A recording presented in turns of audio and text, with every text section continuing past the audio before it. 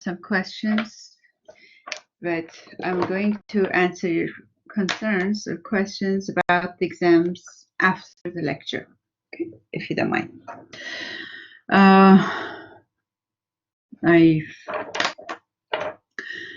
We talked about the chiral carbon and chiral compound yesterday.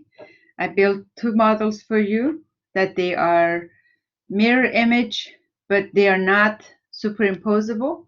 When you try to overlap them, if two would overlap, the other two would not. Anyway, they are not superimposable. The connectivity is the same for the two molecules. The only difference is that with respect to each other, in terms of the group with high priority or low priority, they have different arrangement in the space. That different arrangement in the space is going to make these two molecules as acting differently. There's like 1 point of difference for physical property and a point of difference for chemical property. In order for a compound to have a pair of enantiomer, it must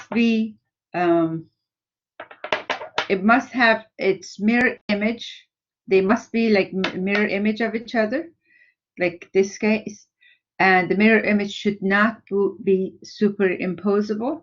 This is the major type of chiral compounds. We have other cases that the compound doesn't have a chiral center, but we get to that. But this is the major type. Now, the physical property that was different we talked about yesterday was the optical activity. And if we have a plane polarized light, with the plane polarized light, this compound is going to react differently. That's the only difference between their physical property. They also have a difference in the chemical property, which we're going to talk, but physical property, when we have plane polarized light, that is the light that is passing through filters. That means it's moving only in one direction. So we have a polarized light. When your compound that is in the sample cell is going to be chiral compound, this light is going to be rotated. And when the light is rotating, is not going to pass through the other filter that you have on the other side of the sample holder. As a result, you have to move that movable filter. So if you have, as I said, explained using my hands as example yesterday, the light would come through the first filter, but is not going to, if it's rotated, if something is here rotated, is not going to pass through the filter, second filter. It would be blocked by the second filter. And if it is blocked by second filter, now you have to move the filter, rotate the filter until it's parallel to the path of the light. Then the light can pass through. Then you count how many degrees you had to move this filter, and that degree of rotation of the filter in order to see the light again.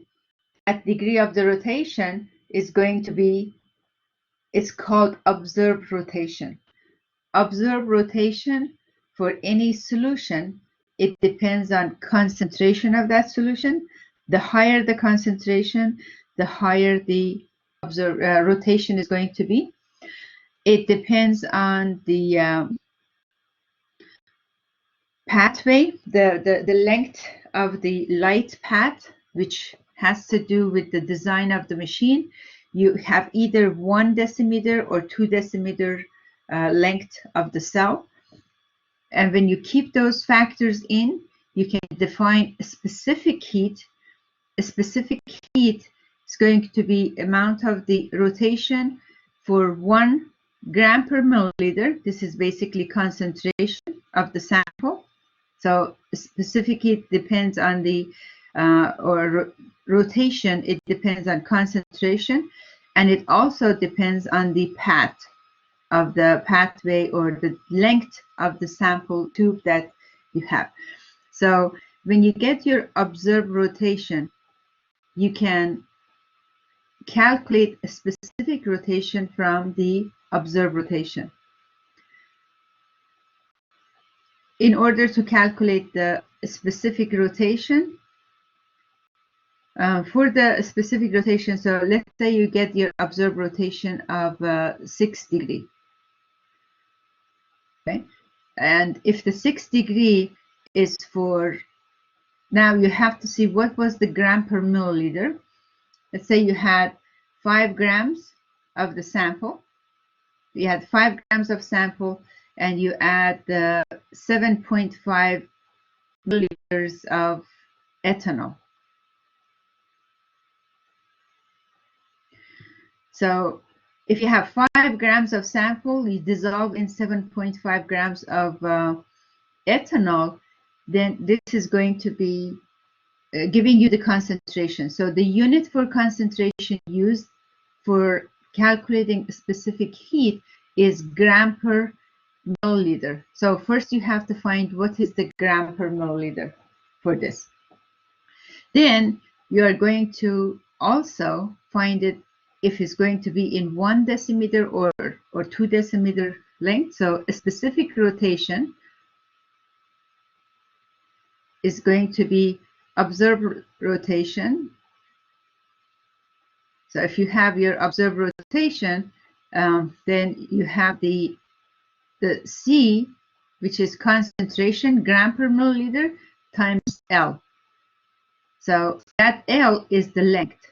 So you are going to divide the observed rotation. Let's say you had 6 by C, which is concentration, gram per milliliter, and the length of the tube. Now, if the tube that you had was 1 decimeter, the value for L is going to be 1. And C depends on how much sample you had and how much of the solvent you add to that. Then you are going to calculate that C.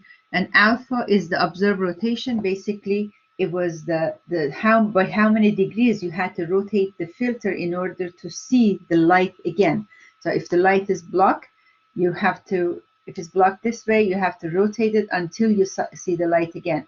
And then you are counting by how many degrees you had to rotate, and that is your observed rotation.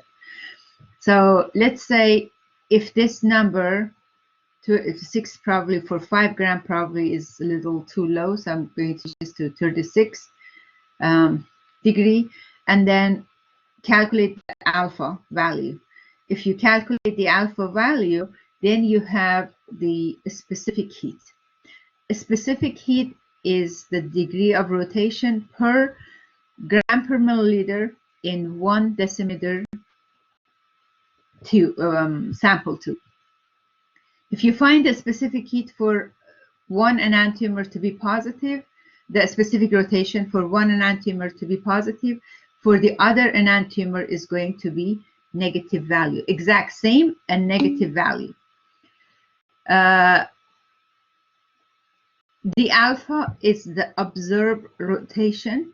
So that number is going to be determined using a polarimeter. So 36, yes, it stands for the alpha. And then you have to find the alpha, the specific heat at the given temperature, and the type of light that you're using. So D for a specific heat. I'm sorry, for a specific rotation. The value for D is going to be the type of light that you're using, and then the temperature, and this is a specific heat. But 36 represents the observed rotation. So observed rotation, the value that you actually find by the experiment. If you have a mixture of 50-50%, we talked about that yesterday also, it's called a racemic mixture, and it's going to have zero rotation. Now, the other example that I used yesterday, I said if you have a sample that is going to be 75% of S enantiomer and 25% of the R enantiomer. Now, the S enantiomer, let's say, is rotating the light in clockwise. or enantiomer counterclockwise. So if you have 75% of S is going to rotate the light, and then the R enantiomer is going to rotate it back, but only for the 25% of it effective. So it's going to rotate it back, but not going to back to the original position. If you have 50-50, if the 50% is going to rotate, the other 50%, which is the opposite enantiomer, is going to rotate it back to original position, and then it acts like zero optical activity. That means there is no rotation of the light. But if you have 75% of one, and then you have 25% of the other, the term of excess enantiomer of or enantiomeric excess, or EE, comes into the definition. And that enantiomeric excess, what does it mean? It means like if you have 75% of one and 25% of the other, then the excess of enantiomer or enantiomeric excess is going to be only 50%. If you have 40% of one, 60% of the other, the enantiomeric excess is going to be 20%. So if you get 20% extra of one, the observed rotation is going to represent only 20% excess of one of the enantiomers. How do you know that you have pure sample, or you have enantiomeric excess, or you have basically mixture of two enantiomers? First, you find the observed rotation using the polarimeter. Then you use the concentration and the path length, or the length of the light for the based on the tube size of the tube. You find a specific rotation.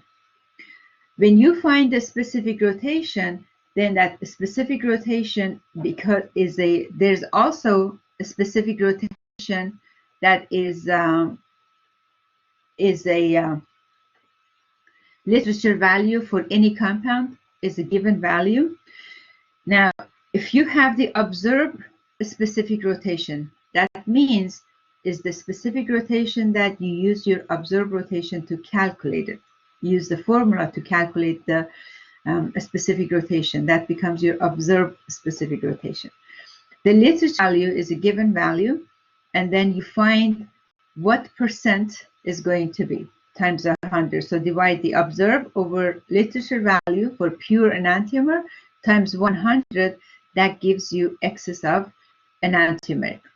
Let's say, for an example, that if the specific rotation that you find for the compound is 3.18. How do you find that 3.18? Using polarimeter, using concentration, and using the length of the tube.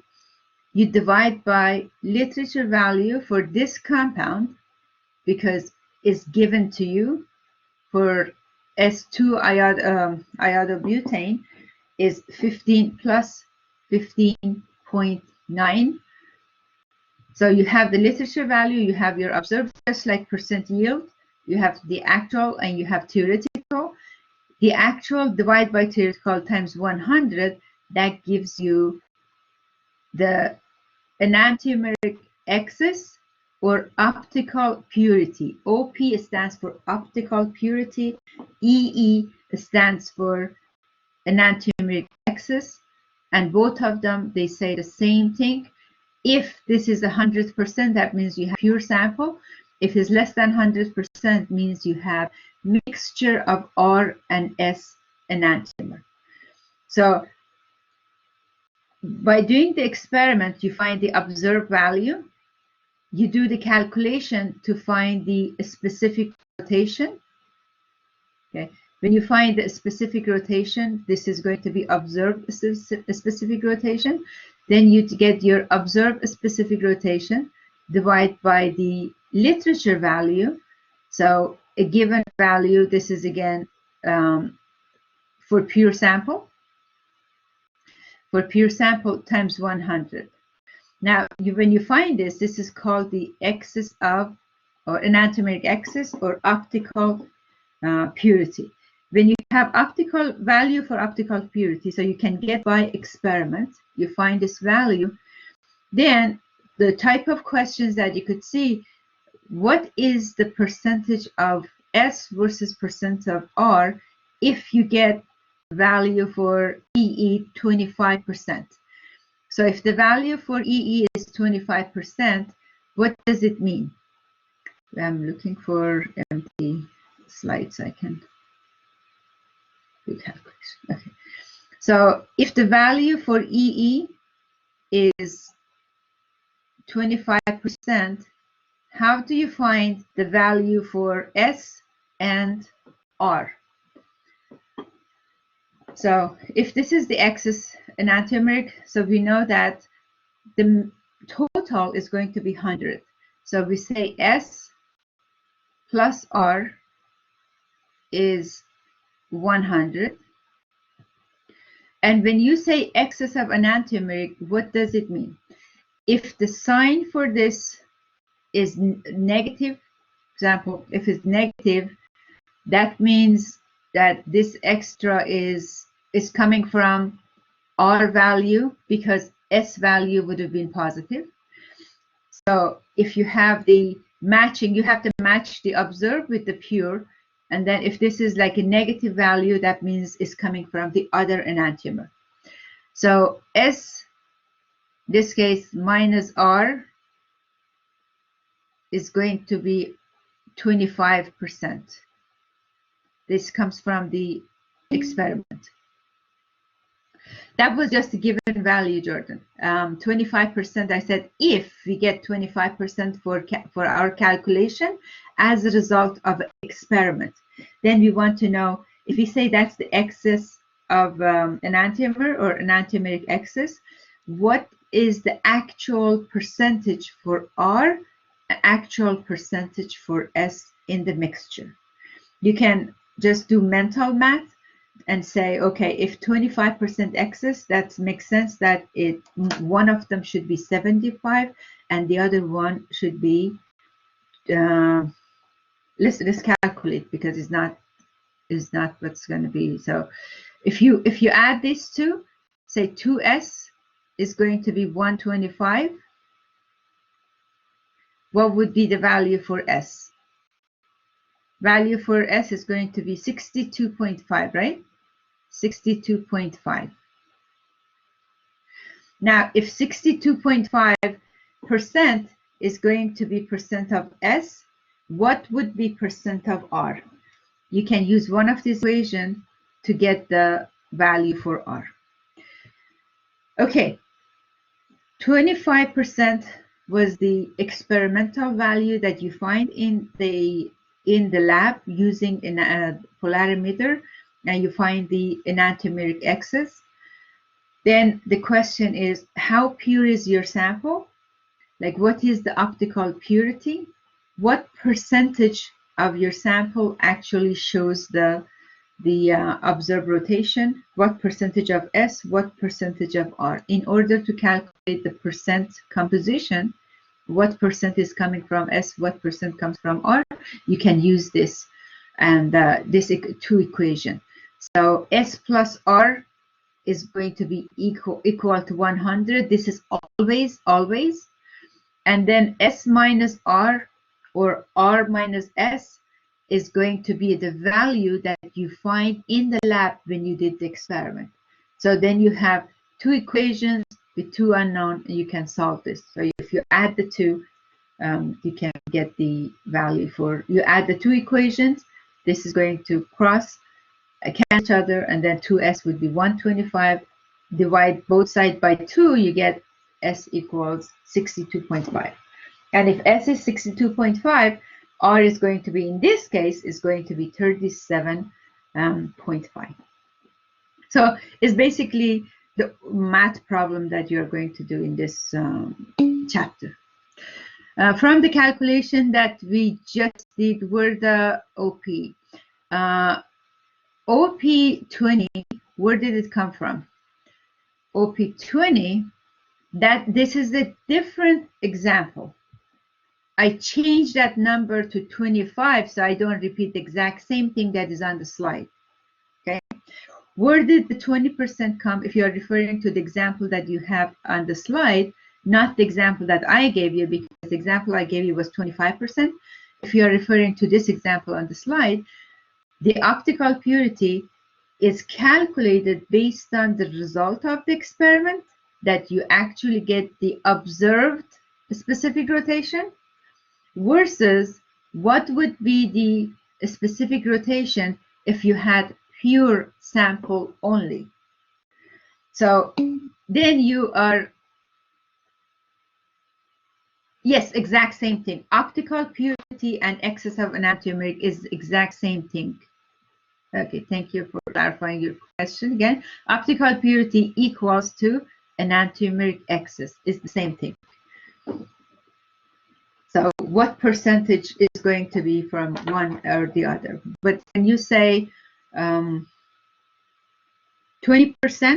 that means you have 20% extra of the one that was rotating to the counterclockwise or left side. And how do we know that? Because of the sign that is a negative sign here for this value, for the observed value. The D and L, okay, D and L also stands for left. It's like rotation or the right rotation. So clockwise rotation is going to be represented by D. Counterclockwise would be represented by L. And why did they use D and L? It has like historical explanation, because the first one that the first compound that they measured the value for rotation, they were using the L glycerol and D glycerol, glyceraldehyde, and then with the two, they just said the D is going to rotate to the clockwise and L rotates to counterclockwise. So if you have a mixture of the two, you would say either plus minus. That means you have R and S. These are some of the terms that you need to know. So you have a plus minus, that means you have a mixture of the two. If you have a DL, like when you look at the packages, like if you have a DL, that means you have a mixture of R and S, is not pure compound, mixture of the two. So plus minus or DL means 1. And if the label, let's say for tartaric acid, you get only plus sign, no plus minus, that means it's a pure sample of the tartaric acid. So these are some terms that it's needed. So if it just says D, that's like different in labeling, different manufacturers. Sometimes they are using plus, sometimes they are using D value, the letter D, to show that it's just one of the compound. But if they say DL, that means it's mixture of the two, because it's required for them, for the manufacturers now, to give the percent purity or optical purity or excess of enantiomer for any compound that is a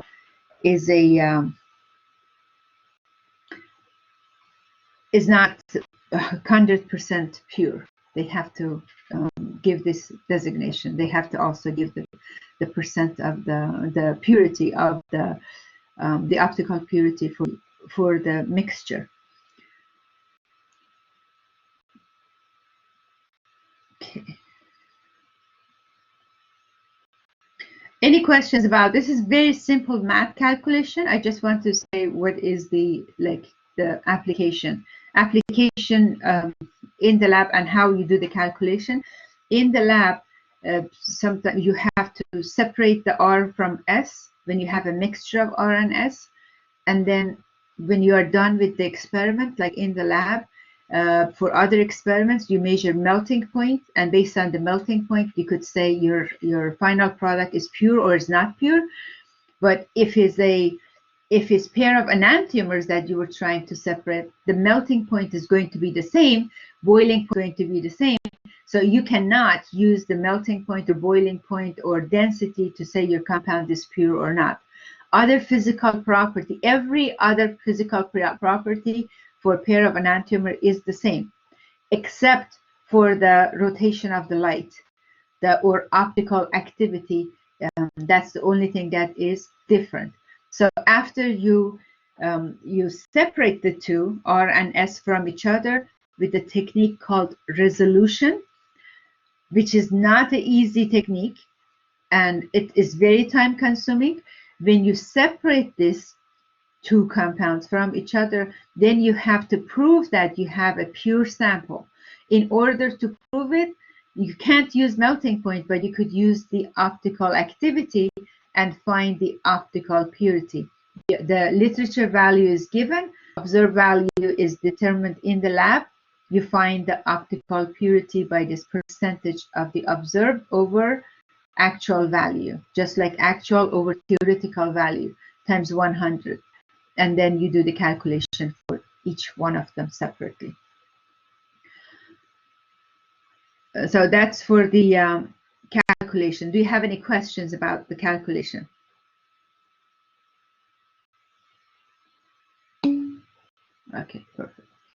So as I said, majority and most of the optical compounds or optically active compounds that they have pair of enantiomers, they involve with the chiral center. They either have one chiral center or they have more than one chiral center, and the compound overall is optically active. But there are some cases that your molecule is not going to have like chiral center, but it's like non-mobile conformer. That means rotation around carbon-carbon single bond in this case is not free, is restricted. Why is restricted? Because if it tries to rotate, the two bromine and the two iodine is going to block each other. And because of the high electron density around bromine and high electron density around the other bromine, they don't like to get too close to one another.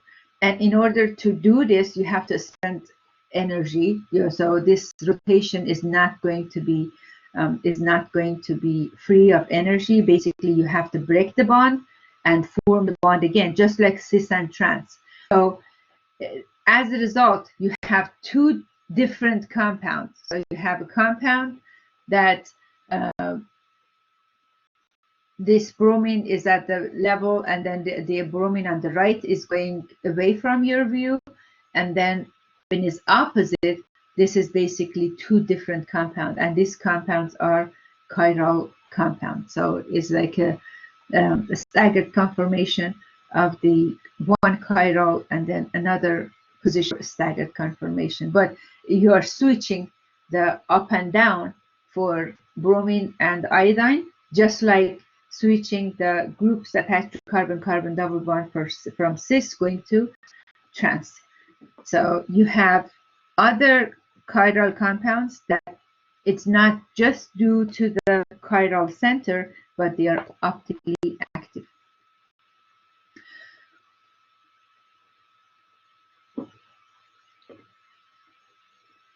That's another case of the optical activity. You do have compounds that they have optical activity, but you don't have chiral carbon here.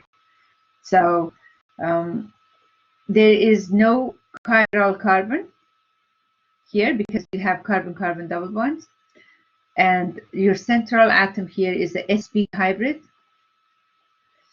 But if the two groups attach to these carbons, they are different, then you could have rotation is not, again, free of energy. So the two are not mirror image of each other. And as a result, if the groups are different, they are going to show optical activity. And anything that shows optical activity is called chiral compound. So these are just specific cases that you need to know. But majority or most of the time, we are dealing with the compounds that they contain chiral center. So these are good questions for the multiple choice exam or the quiz that shows like exceptions. Also is chiral because rotation is not free of energy and is restricted, and the compound with the mirror image is not going to superimpose. And in order to answer these questions properly, you have to do all end of the chapter problems. You have to, or at least every other problems, because there are too many of them. At least every other problem from the end of the chapter, and do your OR assignments. Then you be prepared like to take the quiz. If you only had the PowerPoint and you only go for the OR, sometimes after you take the test, is not going to prepare you for the exam. It's just the nature of nature of the course. So you do need to practice with a lot of end of the chapter problems or OR problem in time. If you do the OR problem starting the first day of the lecture and way before you take the exam, many hours before you take the exam, at least like 48 hours before you take the exam, then it's going to help you a lot. Otherwise, it's not very helpful. Fisher projection. We talked about Fisher projections. The vertical line, it represents the carbon chain, and then horizontal line, it could be carbon group, alkyl groups, but it represents the other groups. So definitely the vertical is going to be carbon chain. And then for the Fisher projection, I said the groups that are on the vertical line, they are going away from you, and the groups that they are in the horizontal positions, they are coming toward you. So how is that going to make a difference in determining R and S? If rotation is clockwise, going from priority to low priority is clockwise, and lowest priority group is coming toward you, then clockwise is going to be S, because clockwise is R for perspective molecule, a perspective structure, when the lowest priority group is going away from you. So for the hydrogen, I said if this is going away from you and you go from the darkest color to the lightest color and is counterclockwise, then it's going to be S. But if the hydrogen comes toward you, that is going to change. Actually, it's going to become clockwise. The configuration of this is not going to change. This is S. So it's just that when it's coming toward you, the lightest group, you have to change the definition and say when the lowest priority group is going away from you, clockwise is R. When the lowest priority is coming toward you, clockwise is going to be S, and counterclockwise is going to be R. So you have to change it. If the hydrogen is coming toward you in a Fisher projection. If the hydrogen, very good question. How do you know if the hydrogen is coming toward you or going away from you? So you are going to see if the hydrogen is on the horizontal or if it's on vertical. If hydrogen is on horizontal, and we know that horizontal group, they are coming toward you, and vertical, the elements that they are on the vertical positions, they are going away from you. So if you look at this, I hope that is kind of clear to you. I'm going to hold it this way. The red and black, they are on one side, yellow and white is on one the other side if I pass a plane through this. So if it's on the vertical position, it's going away from you, and if it's in horizontal position, it's coming toward you. So the hydrogen is on the horizontal position, that means it's coming toward you. And in Fisher projection, often that's what you see, and that's how you draw the Fisher projection. You put low priority in the horizontal position, you put your carbon chain in the vertical position. don't know, what was the last question?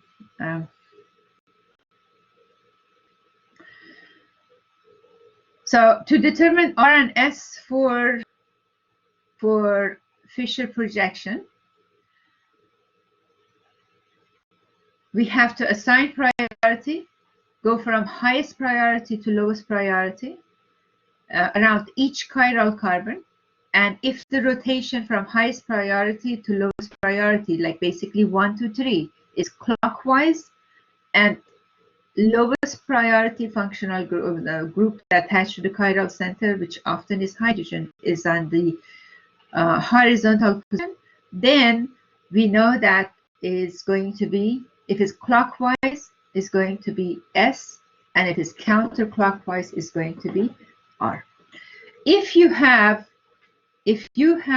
more than one chiral center, so like in this case, you have more than one chiral center.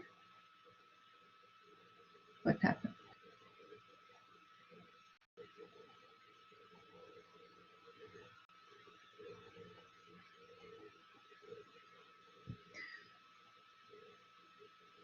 If you have more than one chiral center,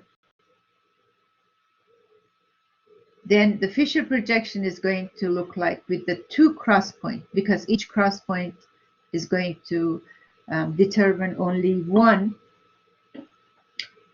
chiral center. Now you have to number your carbon chain. How would you number the carbon chain in this molecule that I circled? Do you start from the top or the bottom? Methyl group. Alcohol takes priority over light because of the oxygen, because of the oxidation number. So alcohol takes high priority, so you have to number it 1. This carbon would be 1. The first carbon that is chiral is going to be 2 here, and the second carbon that is chiral is 3. Then we have 4. For this molecule, we are not going to say is it S or R, because we have 2 chiral center. So is it 2S, 3R, or what combination? Okay, so we have to determine the chirality, or we have to determine the configuration for the carbon 2 and also carbon 3. So let's practice with that structure. Which one takes the highest priority around carbon 2? OH takes the priority, thank you. We have 1. What's the second priority? CH3 or the other group? Because let me put 4 first here, because 4, you know from yesterday that this is going to be 4. So we have 1 and 4. Which one is 2? Which one is 3? Methyl group is going to be 3. Very good. And the other group is going to be 2. Now, going from 1 to 2 to 3, going from 1 to 2 to 3. 1 to 2 to 3. Clockwise or counterclockwise?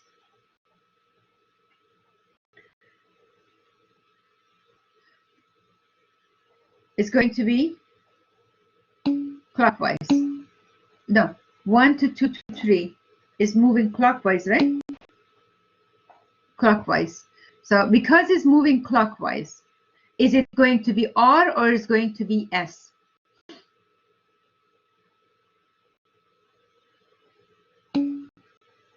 It's going to be S, because it's Fisher projection. So for Fisher projection, clockwise is S, counterclockwise is going to be R. So we are done with the assignment of configuration to carbon number 2. If I use the same molecule, I'm going to clear it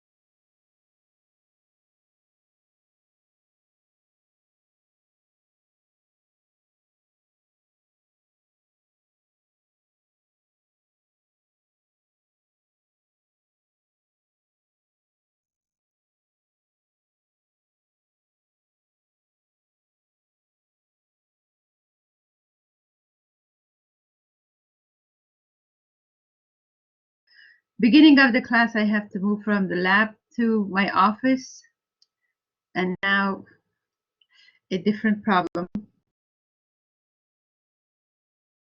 Okay. We have the value, or we have a configuration for S, for the 2, carbon number 2. Now we need to find the configuration for carbon number 3. Any question about carbon number 2, configuration for carbon number 2?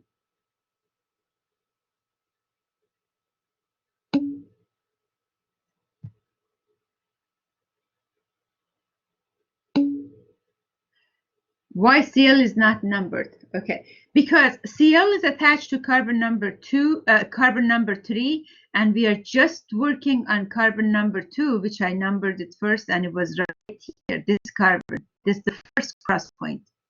When we work on the carbon number 3, then we have to look at the branch of Cl. So I erased that part, but this is our carbon number 2, and the next cross point is carbon number 3.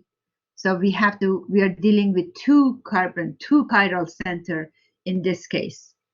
So for carbon number 2, the immediate element attached to the chiral center is count, not the one away from it. So we have to deal with the one carbon center at the time. So for now, we only determined the configuration for carbon number 2, which we found to be 2s. And right now, I'm going to work on carbon number 3.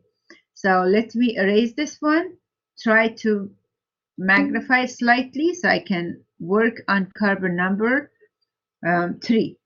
So my carbon number 3 is this carbon here, carbon number 3. And why is this carbon 3 not 2? Because when we numbered this, we said carbon 1 is going to be this CH3 because it's closer to OH. Then we have 2, then we have 3, and we have 4. That's why this is carbon number 3 now. So we are working on carbon number 3. Let's help me to assign the priority. What takes priority around carbon number 3? Which group has the highest priority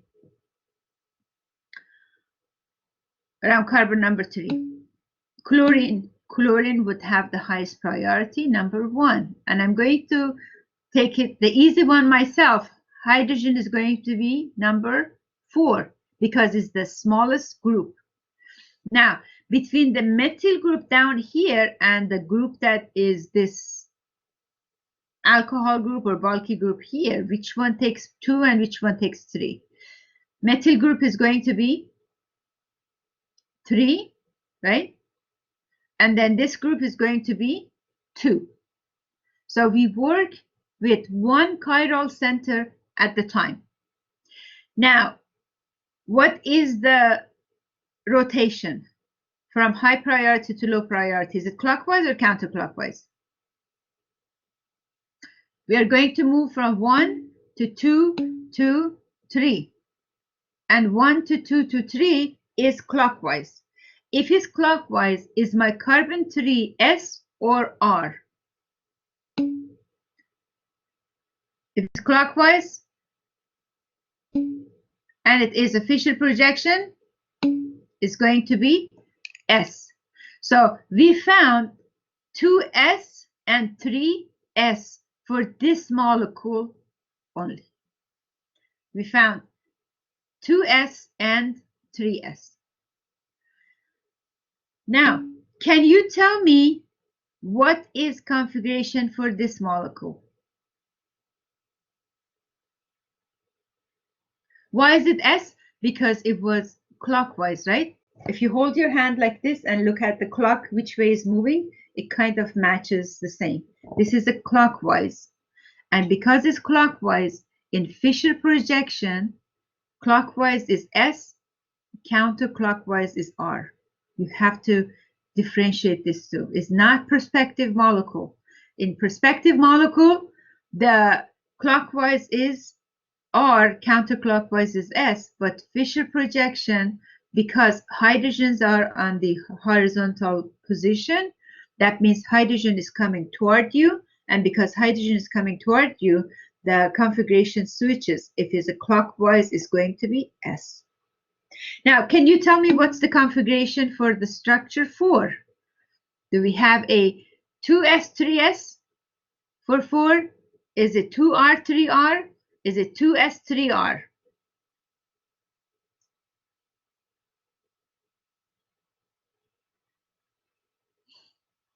Anyone can give me an answer for that. Do I have to go through all the steps to determine that? It's 2r, 3r. Thank you so much. Very good. And how do we know is it 2r, 3r?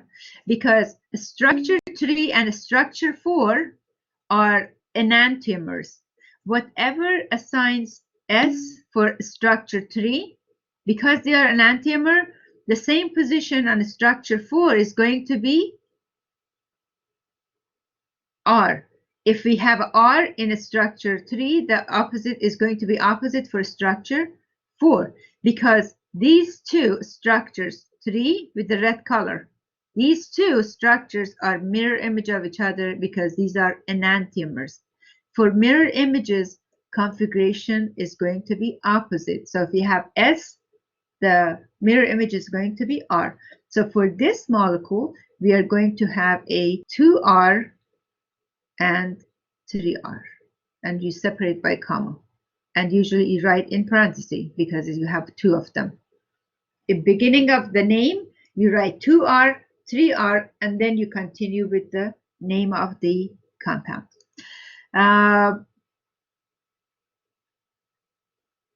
Okay. Configuration for 1. What is configuration for 1? I'm going to erase it and use the same slide, but at this point, I hope you don't have questions for 3 and 4, because for 3, we worked every chiral carbon, and then for 4, because it's the mirror image, we could just conclude that if for 3 is a 2s, 3s, and the other one is going to be 2r, 3r. In quiz, you are going to get questions like this, and then you are asked, are these two same compound? They are enantiomer or they are non-enantiomer. Okay, diastereomers. Diastereomers, they are same, also isomers, but they are not mirror image of each other. How do you know two pairs or one pair, two molecules, they are pair of enantiomers or not? If they are pair of enantiomer, configuration is going to be opposite. So for configuration, if you have a 2s, 3r, what would be the enantiomer to that? The enantiomer for this compound is going to be 2r and 3s, right? 2r, 3s. That would be enantiomer.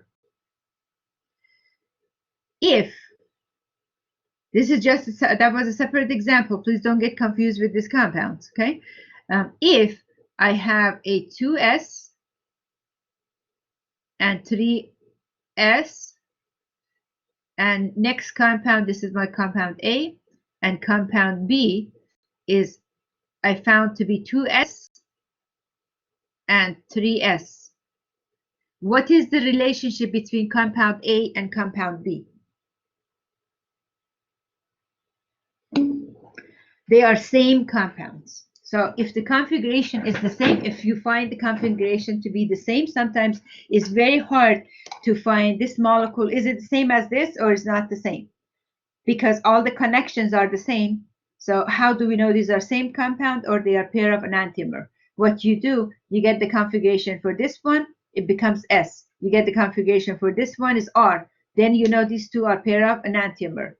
And then you have another molecule. Let's say I'm going to have this molecule now is a different molecule because I changed the connections. You find configuration for this to be S. You find configuration for this one to be S. Then these two are same compound. Okay. If they are same configuration, the same compound, opposite configuration is going to be enantiomer. Now, for molecules that they have more than one chiral center, you could have pair of enantiomer, or you could have pair of diastereomers. A pair of diastereomers, those are like compound 2 and compound 2 and 4 here. They have same molecular formula, but is not, the 2 is not mirror image of 4, or 4 is not mirror image of 2. So if you find 4 to be 2R and 3R, and you find another compound to be 2R and 3S, call this one compound A, and I call this one compound B. What is the relationship between compound A and compound B in this example? They are not enantiomers, right? They are not enantiomers. They are not same. And the only other option we have is the diastereomers. So they can, the two compounds can be, if they have same molecular formula with more than one chiral compound, they could be same compound. If they are same compound, then the configuration is going to be exact the same. They could be enantiomers, then configuration is going to be opposite. If the configuration is a mix match, like the first one is the same and the second one is different, this is for compounds that they have more than one chiral center. I'm repeating too often. Then these two compounds are diastereomers. So you find the configuration around each carbon separately, you record it. If you see that the two compounds are mirror images, like 1 and 2, then if you have configuration for one, then you could say right away configuration for the other one, it's what you have for the other one. Like for this one is going to be 2S, and if this is 2S, then right here this is going to be 2R, because it's the mirror image. How do I know this is a 2S without determining? I just cheated and I said, okay, right here I had very similar, and I found that it was a 2S, so this is going to be 2S. And this part of the molecule is very similar to this part of the molecule, so this is going to be 3R. So I have a 2S and 3R. You can do this, maybe you cannot do it today, but after like 5, 6, 7 drawing structure, determining the Fisher projection, you could use like shortcuts, because these are isomers of is coming from the same molecules. I got 2S, 3S for which one? For structure 1. If you got 2S, 3S, then these two compounds, the 1 and 3 is going to be the same compound.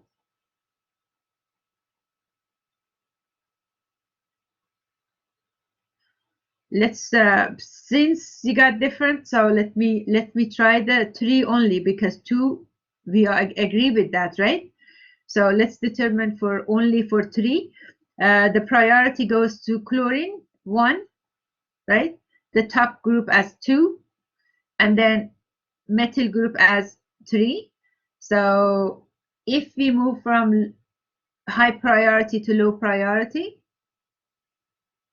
going from 1 to 2 to 3,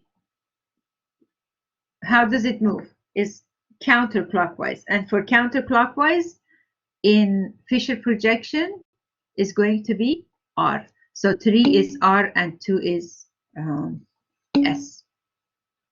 That's okay. That's okay. Okay, so we have pair of enantiomers. We have another pair of enantiomers, most likely compound 2 with compound 4.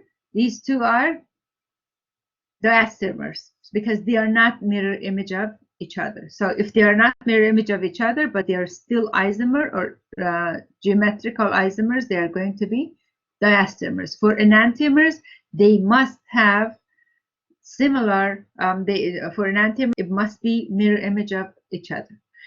Enantiomers, they have same physical properties, but diastereomers, they have different physical properties, meaning that melting point for pair of enantiomer is exact same, but for pair of diastereomers, melting point is different. They have different melting point, they have different boiling point, and they have different orientation. I mean, the configuration is not exact same and is not exact opposite either.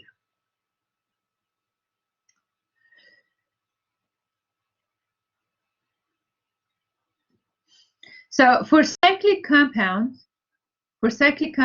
we only have cis trans. We don't have pair of enantiomers here. Okay, it's going to be cis, or it's going to be trans.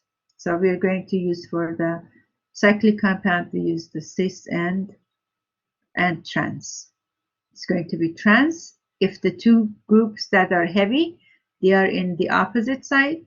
One is going down, one is going up, compared to the plane of the molecule. If they are on the same side, we are going to use cis.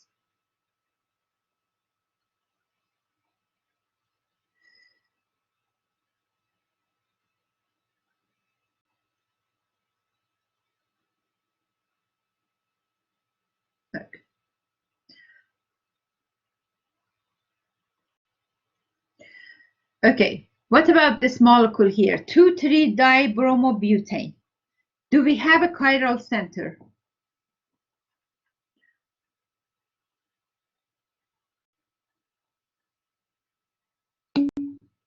Yes, and we have two of them, right?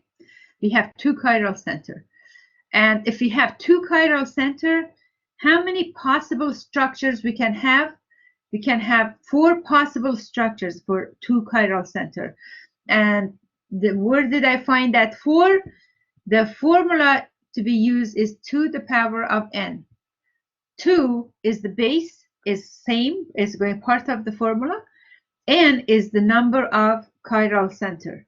So if we have one chiral center, there are only 2 isomers, one pair of enantiomer, S and R. For previous example that we had here, we had 2 chiral centers. For 2 chiral center, we have 4 different structures, 4 different possible structures. Sometimes they are the same, and if they are the same, then we just combine the two, but this is the maximum number of different structures. It's 4. For examples that we worked on, it was 4 actually. With this new example, we are going to look to see how many we have. So for this compounds, we could have the bromine in opposite directions. Bromines could be on the same, and then bromine could be on the left side for one, and then right side and the other one. So to draw the Fisher projection, this is how we draw the Fisher projection. We could put the bromine on one side for carbon 2, bromine on the same side for carbon 2. The mirror image to this one is going to look like this, Br and then Br. That's the mirror image. Another possibility is going to be Br on the right side for carbon 2, Br on the left side for carbon 3, and the mirror image for that, Br on the left side and a Br on the right side. So we have CH3 for up and down, top and bottom, and then CH3 here. Same thing for the other side. And then we have hydrogen, hydrogen, hydrogen. That's how you draw the structure going from molecular condensed formula to Fisher projection. With the Fisher projection, you find first how many chiral centers you have. Why did I have 2 cross points? Because I found we have 2 chiral center. Then you give possible structures. Now I have 4 possible structures, but I can say these 2 compounds are the same. A and B are the same. Why A and B are the same compound? They are not mirror image, because remember I said they should not be superimposing if you slide over one another, and also rotate by 180 degrees. We talked about this yesterday. So if I rotate this molecule by 180 degrees, it becomes just like A. So A equals to B. And then we have compound C and we have compound D. We have three compounds that is coming from the structure or condensed formula of 2,3-dibromobutane.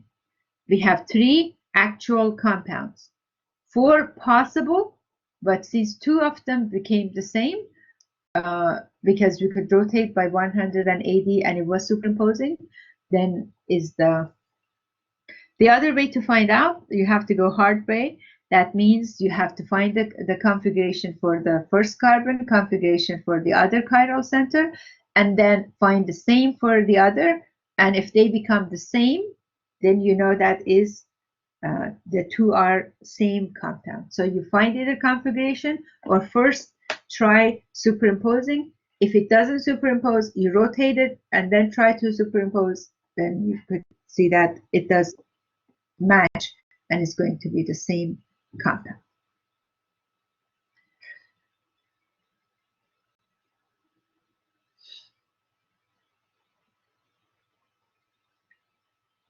Superimposable mirror image, this is what I was talking about. These two compounds, they are superimposable, but the others were not non-superimposable.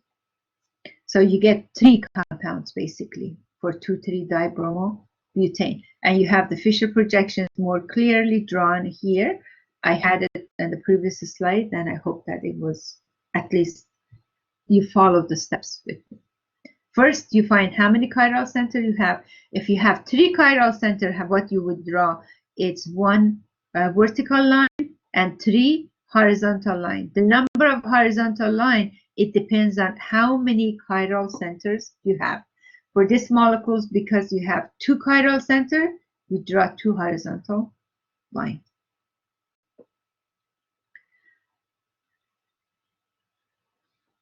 For a compound that like 2,3-dibromo with this configuration, when you have plane of symmetry or internal plane of symmetry, this compound has no optical activity. So no optical activity has a specific name, and that is called Meso compound. Why is Meso compound? Because it's the same, and you can cut them to two same sides. So this molecule has no optical activity. And if it doesn't have, what are the other cases that you don't have optical activity? I also mentioned yesterday, when you have a 50% R, 50% S mixture, 50-50%, a specific name that was mixture of 50-50% of enantiomer is a racemic mixture. If you have a compound that is meso and it has internal mirror image, even though you have two chiral center, but still is not optically active, then you have a compound that is not chiral. So if it's not chiral, it's not going to have optical activity. Like if you have methanol, methanol is not chiral compound. So if it's not chiral compound because you have three of the same group attached to the carbon, then it's not going to have optical activity. Water is not chiral because you have two hydrogen because they are same elements attached to the oxygen. It has plane of symmetry also. So you can also look at the plane of symmetry for water. If you draw a line from here, it cuts the molecule to two same exact half.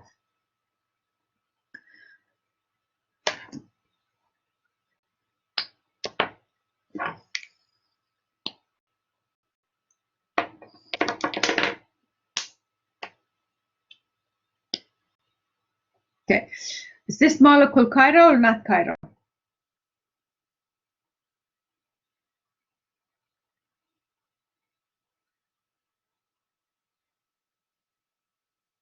You see the molecule? Okay. This molecule, 2 red, 1 black, and 1 yellow attached to the central carbon. 2 of the bonds are the same, so it's not chiral. And because it's not chiral, and I can say that it's not chiral because it has plane of symmetry. So if I cut through yellow and black in half, it's going to cut the molecule to 2 exact same half, because then I have half of yellow, half black, and 1 red on one side and the same on the other side.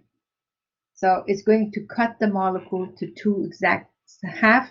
So that means I have plane of symmetry for this molecule. Molecules that are not chiral, they have center of symmetry, or if they have plane of symmetry, they are not going to be active. They don't have optical activity.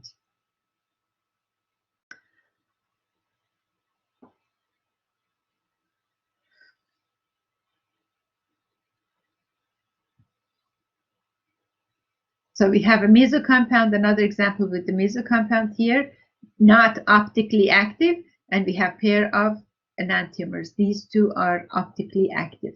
If you mix 50-50, then it becomes racemic mixture, and they are not. What is the relationship between A and B here? These 2. What's the relationship?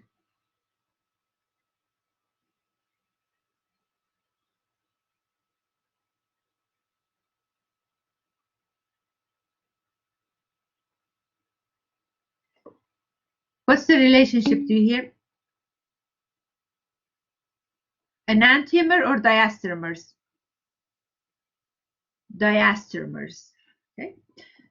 These 2 are A and B. These are diastereomers. They are not pair of enantiomers because they are not mirror image of each other.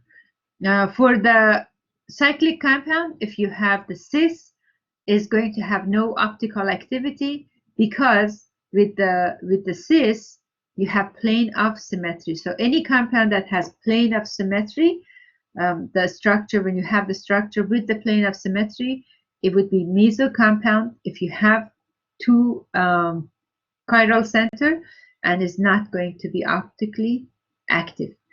So in general, when you're comparing the structures, if they have same connectivity, is going to be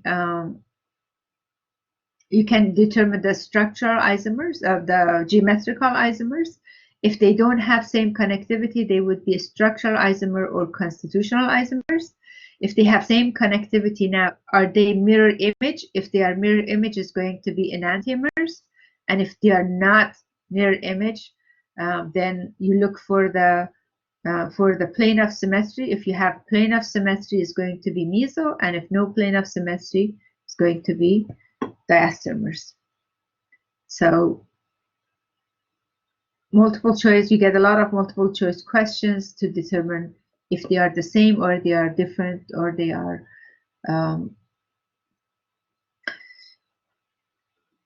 compounds that are meso.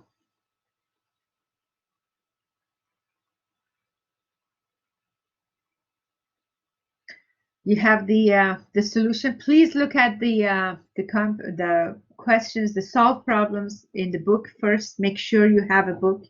Make sure you read the book. It's going to help you a lot with the questions that you get on the quiz. And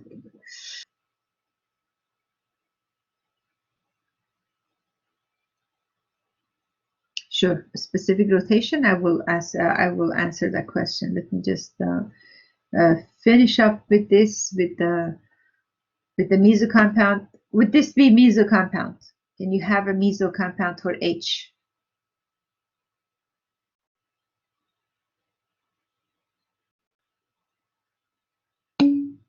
No, because there is no plane of symmetry. Because in any way you cut the molecule, you're not going to get 2 same side. But for this molecule F here, if you cut the molecule in half, if it's cis, it's going to give you a meso compound. If it's trans, it's different. But if it's cis, you would get meso compound. For this molecule, if it's cis, you would get a pair of, to be meso compound.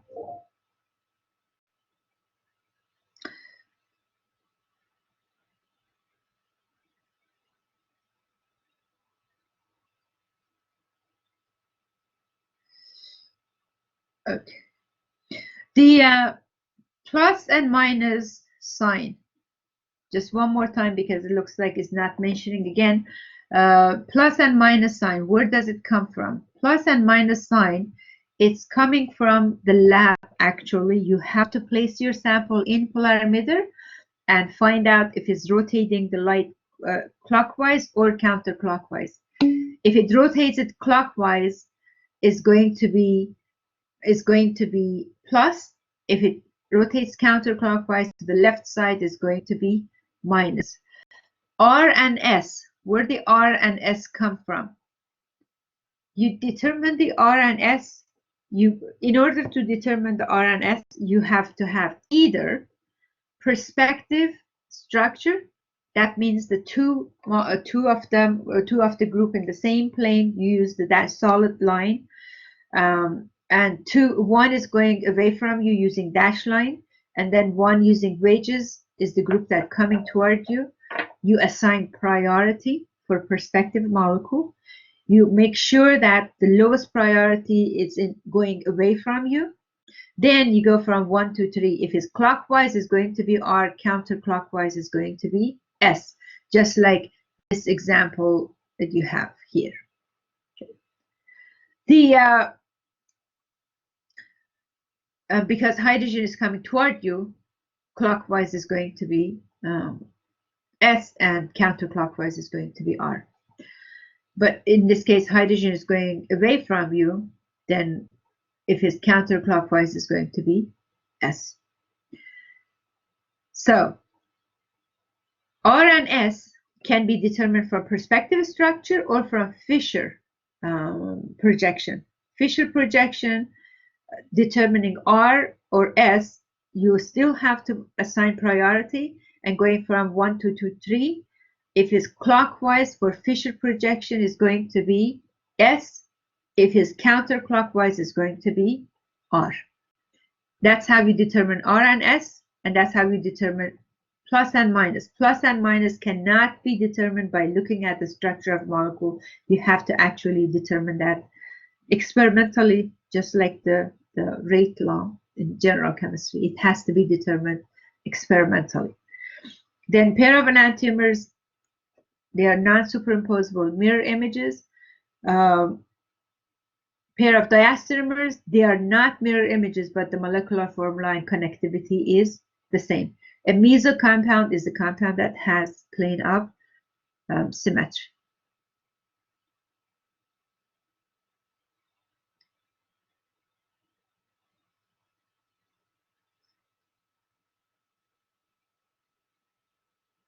So if the arrow is clockwise, it's going to be S for Fisher projection. We talked about this already. That's why I'm kind of trying to see if there is something new to make sure that everything is covered. This compound is a meso compound. Because you have two chiral centers, you still name them. This compound, with respect to this compound, is going to be these two, A and B, are diastereomers because they are not mirror image of each other. Compound B and C, with respect to each other, these are a pair of enantiomers. So how do we know pair of enantiomers? You have 2R, 3R. Here is 2S, 3S. Completely opposite. With A and B, you have a mixed match. You have a 2R, 3R. You have 2R, 3S. One is maintained and the other one is switched. So you have different mixture. So it's not going to be the same.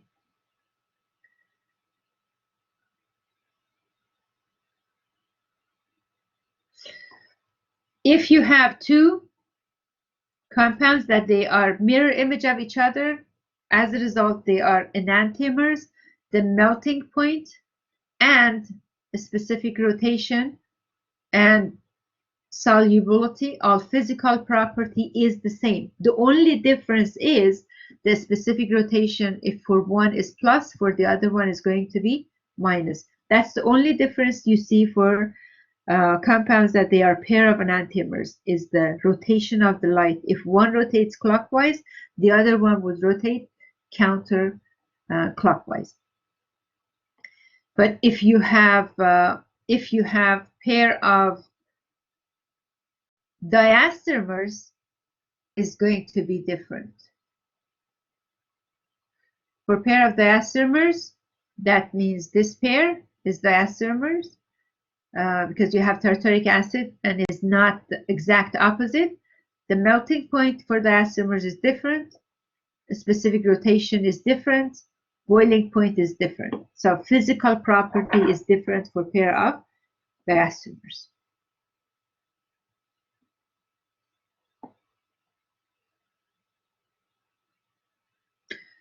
Drawing perspective structure, when you have the name, how would you draw it? I showed you when you had one center, and then we have to work on this with the two centers, and I answer your question about a specific rotation. So to draw the Fisher projection, I'm going to show you the Fisher projection first. Is going to make it easier. This molecule has two chiral center, right? You have chiral center on this carbon and a chiral center on the other carbon. You have 1, 2, 3, 4, 5 carbon. So you have carbon 2 and 3. 1 vertical line, 2 horizontal line. This is the carbon 2, and this is my carbon 3. Now, CH3, that's my carbon chain. Carbon chain is going to go to the vertical line. So to carbon 2, and this one is a carbon 3. What is attached to carbon 3 is a ethyl group. So I have a CH2, CH3.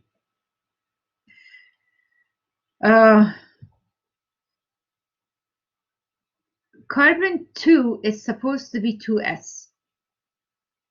So for Fisher projection, if it's 2s, what should be the orientation, the rotation of the arrow, the loop, clockwise or counterclockwise?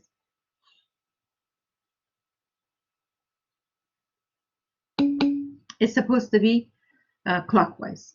So if it's supposed to be clockwise, and clockwise is going to be like this, right? Clockwise. Now, we have a choice of hydrogen and chlorine.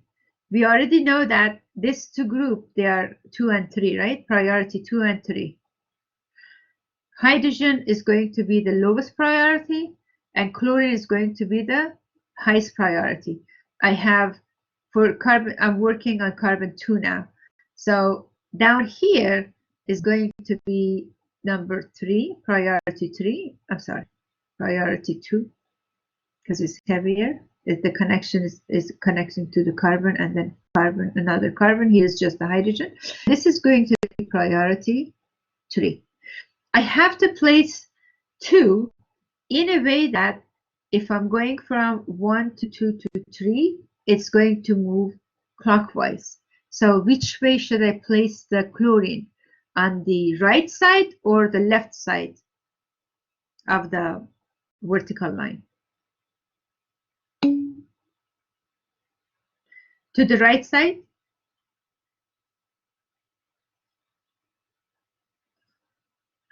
Okay, you are correct. Chlorine is on carbon number 3. OH, where should I put OH? To the right side or to the left side? It's good to have students who are paying attention. Okay, so to the right side.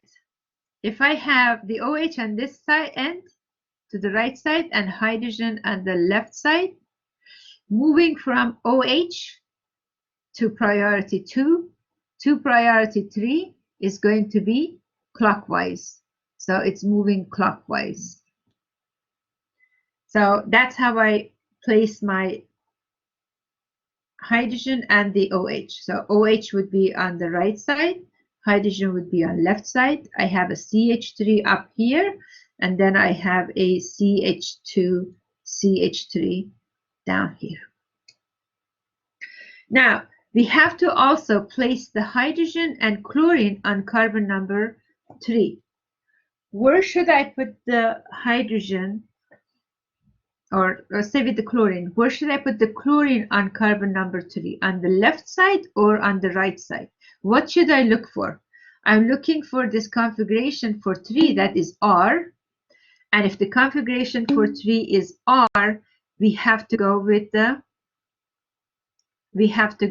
counterclockwise, going from priority 1 to 3. It has to go counterclockwise, and because it's counterclockwise, is going to be R for Fisher projection. So I'm going to draw a loop around this chiral carbon that is going to be counterclockwise. Okay, so it's going to be counterclockwise. That's the priority 3. This is priority 2. We know hydrogen is priority 4 and chlorine is priority 1. In order to go from 1 to 2 to 3 counterclockwise, it has to stay on the left side for chlorine to take priority 1, and when I'm rotating is going to continue counterclockwise. So it's going to be from 1 to 2 to 3 like this, counterclockwise. And hydrogen is going to be on the right side. So we have to look for name first. We have two chiral center, so we draw 1 vertical line and 2 horizontal line. We place the carbon chain, because the carbon chain, it doesn't change. It's not going to affect that. So now, should I put the OH up or the chlorine up? Should I count? Which way should I count? This has to go from the closer to the OH. Okay, closer to the OH, I have to number it. So my carbon 1 is going to be methyl group here, not starting from ethyl groups. I have to number from left to right, not right to left. And then let me look at your questions. OH, oxygen, the more oxygen bonds you have is going to go up in the carbon chain. Okay, so OH needs to be closer to the top.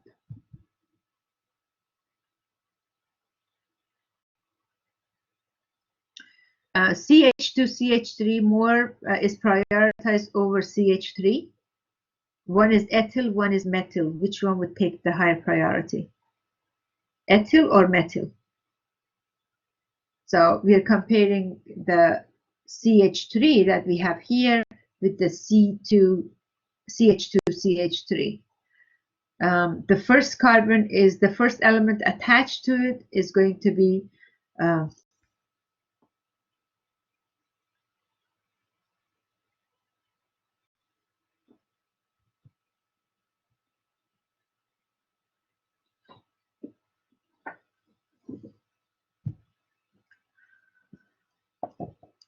okay, let's do this one more time. See, I have empty.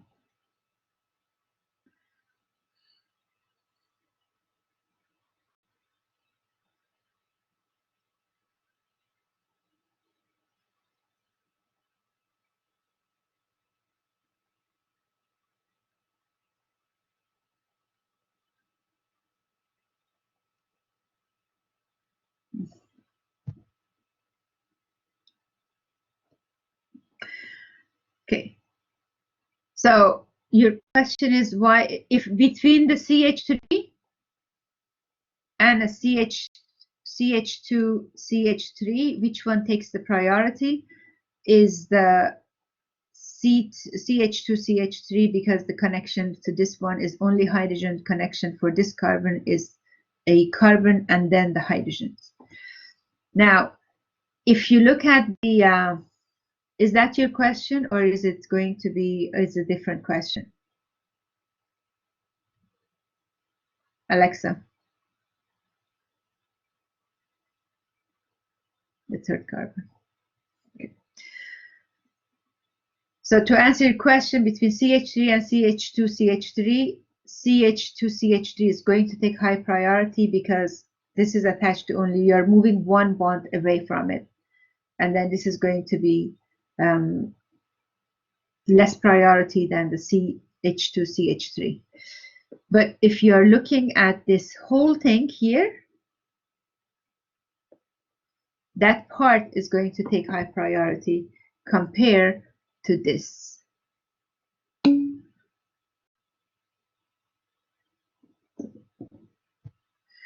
OH would be the highest priority, and we are looking for R, which is a counterclockwise. Okay, OH, priority 1, this whole group as priority 2, and then this group as priority 3. So if we are only looking for, CH3, a methyl group and ethyl group, ethyl would take priority over methyl. Looking at this whole bulky group here, the whole thing, this side is going to take the priority 2, and then this would be priority 3.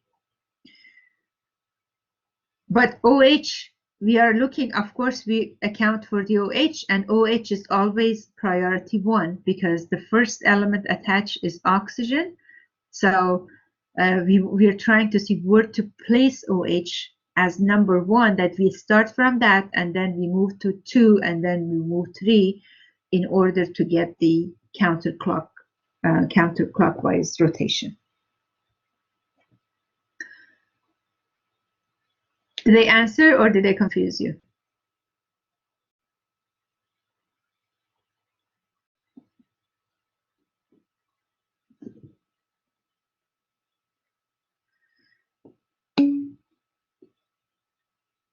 You're good? Okay. And if there was another, like, you know, you can send me the picture of the other molecule and then we could look at it together in class tomorrow if you had other questions, because this is a very good question here. So depends on what you are looking. If you know how to assign the priority, most of the, you know, problem is solved. So you can comparing methyl with ethyl, ethyl takes high priority. You move one bond at a time. And then when you have this whole group, we are moving one bond at a time. So for this carbon, the first element that is attached, oxygen, here is carbon, here is carbon. So when you have oxygen, carbon, hydrogen, carbon, oxygen takes the higher priority. That's 1. And then between these two, when you move only one bond, you reach to carbon on both ends. So you cannot decide right there. You cannot decide yet. So you move a second bond from here and second bond for the other one. So if one of the bonds here is chlorine and here you have carbon, that makes this area to be more higher priority, more significant compared to this area down here. And I hope that answered your question. Okay, going back to specific rotation, someone had a question about the specific rotation, how to calculate a specific rotation. You must have observed rotation first. If you have the observed rotation, what would be where do you find the observed rotation? Observed rotation is found in the lab. We do experiment. The one from the slide, sure. You had minus 3.18, if I remember correctly, minus 3.18. This was the observed specific rotation. And how do you find this? You have to be in the lab to do experiment. And when you do experiment, you get a number and you express that per gram per milliliter in 1 decimeter. 1 decimeter. Okay. Times 1, basically. So a specific rotation is observed rotation, CL. This is coming from the machine experiment. Okay. This one is concentration, which is a gram per milliliter. And this one is in decimeter. It could be 1 or 2. These are the only 2 options. Depends on which tube you are using. If the tube has a 1 decimeter length or it has 2 decimeter length. The number that you have on the slide is this number, basically is what you have done the calculation for. So this number was given to you in that problem. And then it says for that compound, if it was pure, it would have plus, for the S compound, it was S configuration, and it says plus 15.9 rotation for the S. Now, if you're trying to find the enantiomeric excess or optical purity, is the same thing here, equals the observed rotation, observed specific rotation, the 3.18 over 15.9 times 100. And they found it to be 20%. What does this 20% means? That means you have 20% excess of one enantiomer compared to the other one. When you are talking about percentage, when you add up all percentages, it's going to be 100. So since we only have 2, 1 R, 1 S, so we can say R plus S is going to be 100. And when you have excess of 1, that means that 1 is 20% higher than the other one. If you do mental math, what are the 2 numbers that adds up to 100? But the difference is 20 is going to be 40 and 60. If you want to do actual math, no mental math, you could say R plus S equals 100. That's definition. When you add all of the percentages, it should add up to 100. And then R minus S is going to be 20. This R minus S coming to 20%, this is coming from your calculation from the excess of enantiomer. Then when you solve for this, 2R equals 120, because this 2 is going to cancel each other's effect. And then the 2R is going to be 120. R is going to be 60. And if R is 60, what would be value for S? S is going to be 40. Okay, so that's how you find the percentage for each one. Now, how do we know R is this or S is excess? It has to give you the numbers. From the given numbers, you can say which one is in excess. And I'm going to erase this, and I will put the 2 numbers that was given in the problem one more time, so I could help you to recognize which one is in excess. The numbers that was given, it was for S enantiomer. It said it was S and it was plus.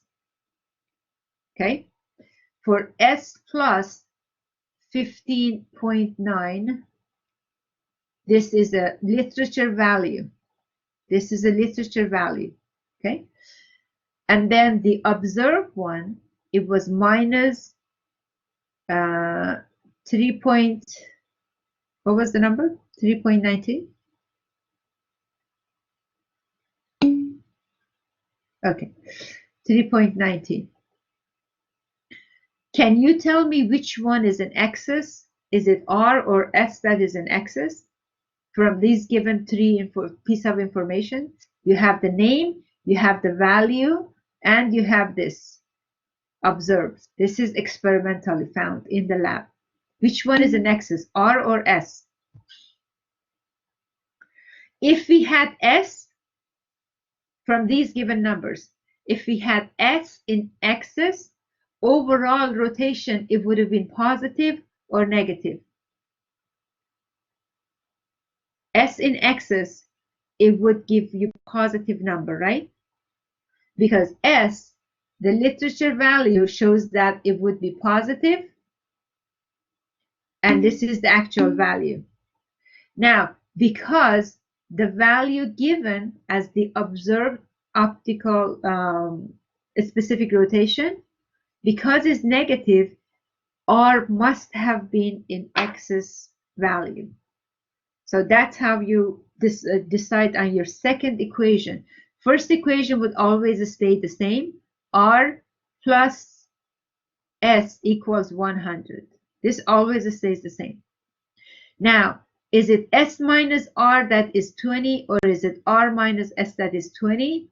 To decide that, you look at the observed optical rotation, or you look at the observed specific rotation. With the observed specific rotation being negative, that means you had more R in the sample than S. So R minus S equals 20%. So that's how you decide on your second equation, because the first equation, it's the same for every problem. R plus S is 100. And then the second one, that's how you. Now, the other designation that if they are using D or L, D goes with the positive and L would go with the negative. So if you were going to write your equation based on D and L, you would say D plus L equals 100. And in this case, it's going to be L minus D equals, L minus D is going to be 20, right? Because what we have in excess is going to be L. And because it's a 20% is not a negative value, is not, so it exists, is extra. So L must be more than D. L minus D equals. So in this case, the D is going to cancel, and you end up with the 2L equals 120. Then L equals 60. And since we know L plus D is 100, if L is 60, D is going to be 40. Did they answer your question? Perfect. Okay, any other questions?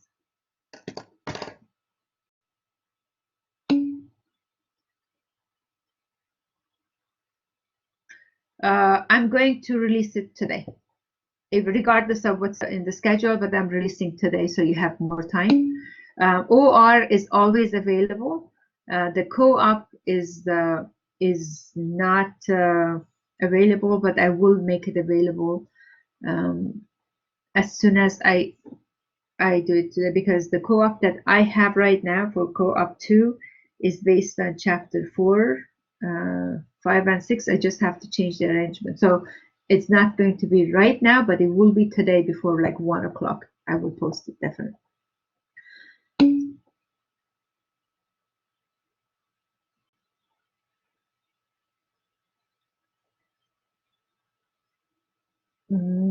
There's only one question in the test, but I'm not sure if you got that question or not, because questions for students are different.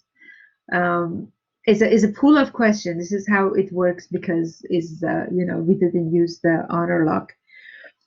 And what happens, let's say I have 30 questions from one chapter and I tell pool like 10 of them for that chapter for this student, and I have to program the test. So I looked entire exam because I had similar email from another student. I found one question that when it's in the question pool, it gives you like choices. It tells you when it says to arrange it from the lowest to highest or highest to lowest for the butane conformers based on the energy. But when it pulls as a sample question for the student, as the exam question, when it's in the question bank, it looks fine. It gives right choices. But when it goes to the question for the student, it doesn't give the order. It just gives the first option. So I have to, yes, okay, if you had that, I have to check every single exam to see who got that question. Because if everybody had the same questions, same question sets, then I could just say, okay, I'm going to take out that, I give that, keep that as like extra question, extra credit or something, which I've done in the past. I will count as extra if you have it correct based on the first one, because you still could answer the question based on the first one, but the wording was different. So I don't expect you just, you know, magic. So I have to check every single question, every single exam. If you have that question, and I'm gonna have to take it out, or depends on your answer, I'm going to give you credit or take it out. So it depends on the answer. It's not going to count against you if you got that question because that question was wrong. It appeared in quiz 3 and I took it out, but when it happens, then I corrected. I looked at the question bank and it was perfect.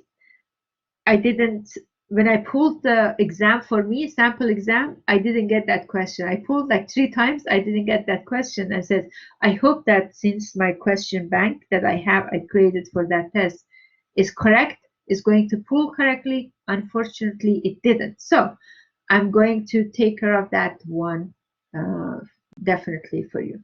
Now, there was another one where it asked if we could choose the hybridization, but the answer choices had another.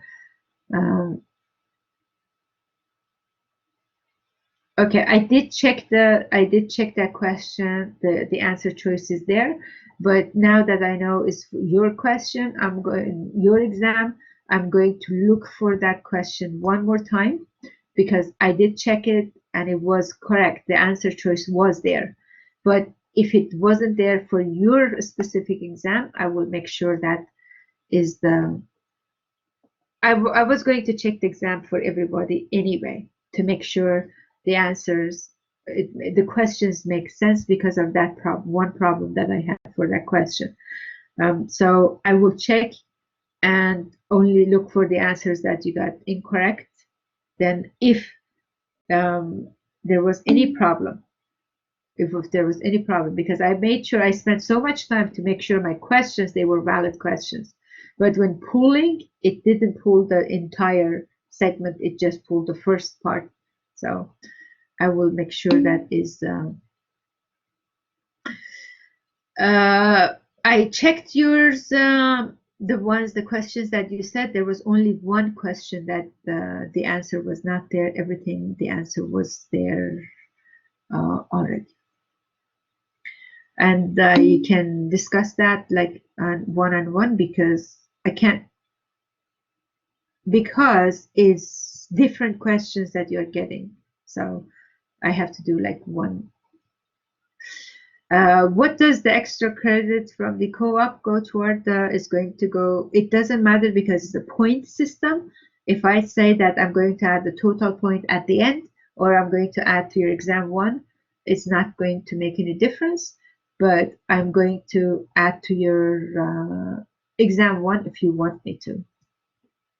Do you want me to add to exam 1? Okay. But because it's point, it doesn't matter when to add, what to add. It's going to be the same.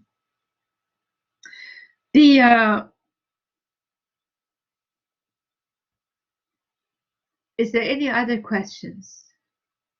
Oh, one concern about the OR and for co-op. Now you know they are due day of the exam, preferably before you take the test. So make sure that you don't ask for extension for those, please, because they are already the purpose that is to prepare you for the exam, and you can argue that